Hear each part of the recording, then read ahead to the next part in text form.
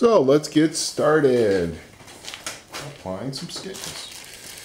I always keep my epoxy in a Ziploc bag because the moisture in the atmosphere will turn the hardener red.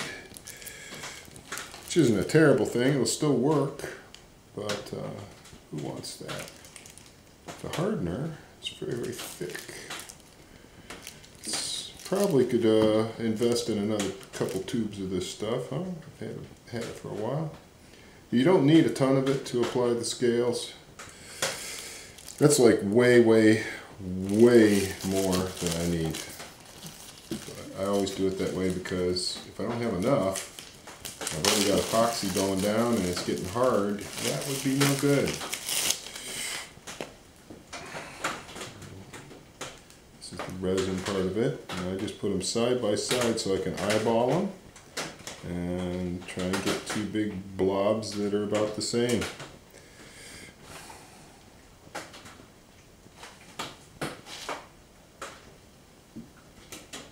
Yeah, that's pretty darn close. Maybe just a touch more. You know, I don't mind having a little bit more hardener. If you have too much, it makes it weak.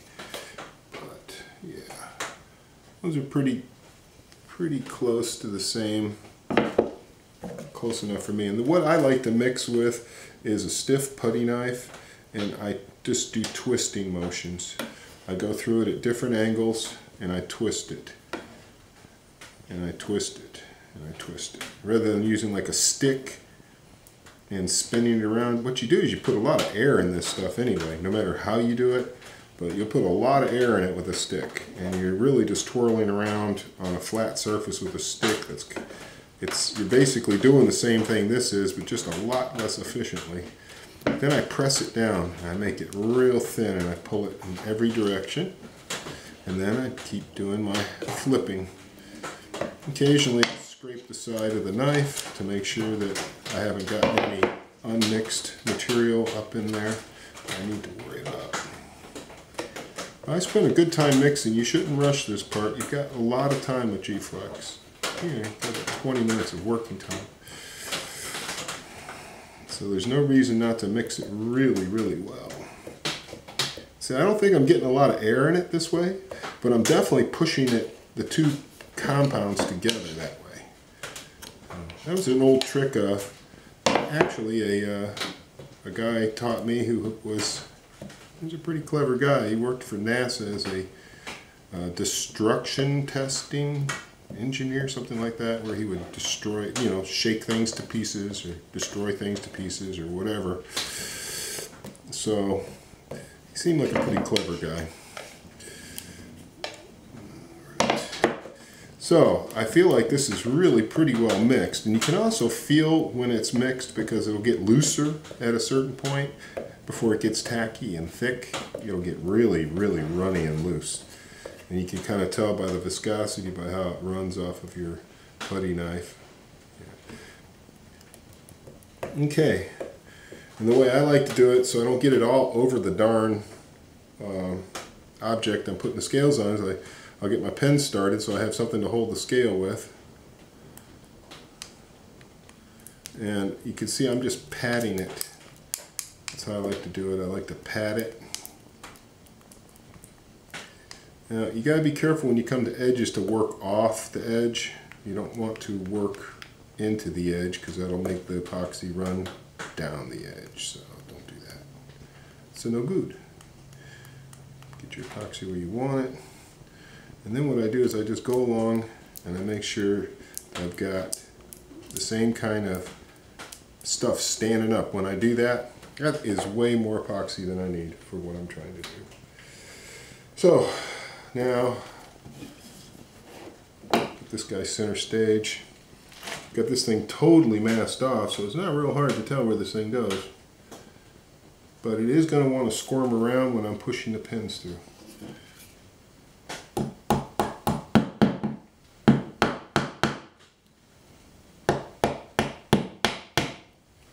Okay, that's got my pen started.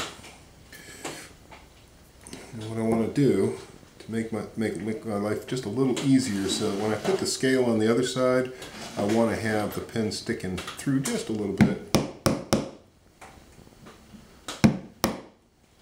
Just enough to register it, you know what I mean? Oh yeah. Same here. Notice this block has all kinds of holes in it. So there we go. I'm just starting to come through. Got a little bit. Now that scale is down really nice, but I'm going to clamp it anyway. Alright. Cleanliness. Keep your stuff clean if you can. Alright, again, same deal. Make sure there's no fledge on there. Pat, pat, pat, pat, pat, pat, pat off the edge. Work off the edge.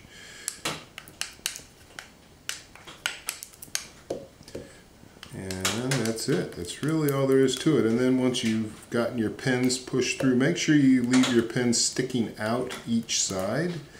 You don't want to have it recessed. You know, if you've got a finished scale that's already polished and you're ready to go, you don't want to have a pin that's set too low. And if you have your pin set high, it's not a big deal because you've got masking tape all over your piece. So when you go to knock the pin down, masking tape will protect it. You just work right up until the masking tape starts to come off, and then you're really, really close. Then you can polish it down with 320 or whatever. You'll be in good shape. So here's my deal. Ready to slambaciously apply there, I hope. There we go. Got them fitted. Okay, again, now that I've got it. That's epoxy off of me. Get that off there. Just slam those pins through a little bit. Now, at this point, I am just barely through, which is just what I wanted, so I don't have much to take down there. I have a lot there. I'm not too worried about it. I could have made my pins shorter. Probably could have made them like some odd number, but I just went to 1 1/4 inches. It was easy to measure, and I'm getting tired. It's Saturday. I've been doing this stuff all week. All right, guys. That is scales applied. Last little step, do some clamping. And, you know, first of all, you don't want to squeeze all the glue out. You don't want to squeeze all the glue out. You don't want it, you know, to just totally ooze out every edge. But by the same token, you don't want to just leave your scales just slammed on there with a hammer, because maybe one edge is not there, one edge is there, whatever. I can see glue starting to ooze just by me touching it. So the thing I would do to make sure that you get you know, a decent thing is, especially the fingers. I'm seeing the fingers, you know, being like something that might come loose. So I got these 4 babies here, and then I'm going to put one on the back. Actually, I need 5, don't I? It's a good time to have plenty of clamps. You always want plenty of clamps. I got plenty of clamps. Alright. Get this guy here. Okay, just got to get up onto the flat so it doesn't just totally slide off. And then I can clamp right by my pins on each side.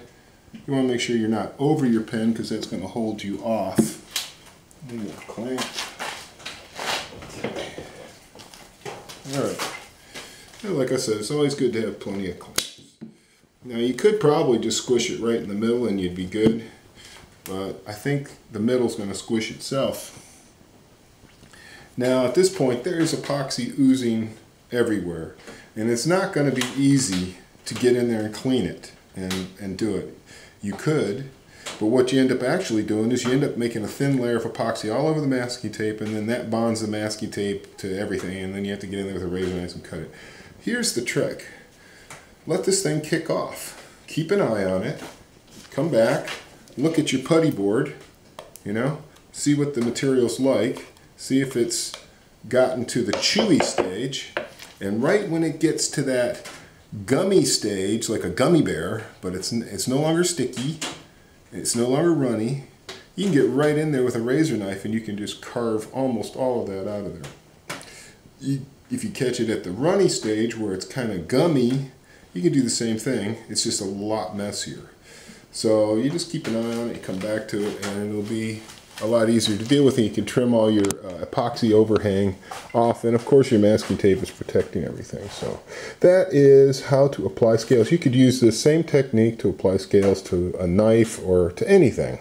In this case it's a piece of Lexan, but it could also be a piece of steel. You might, you can still use G-Flex for that. You might want to use even JB Weld if you don't mind a little gray line. Okay guys, thanks for watching. Thanks for supporting Mountain Storm. And if you want to get with me, you can contact me at rw_keeton@yahoo.com. Look at that scale material, isn't that sexy? It's going to be really cool looking.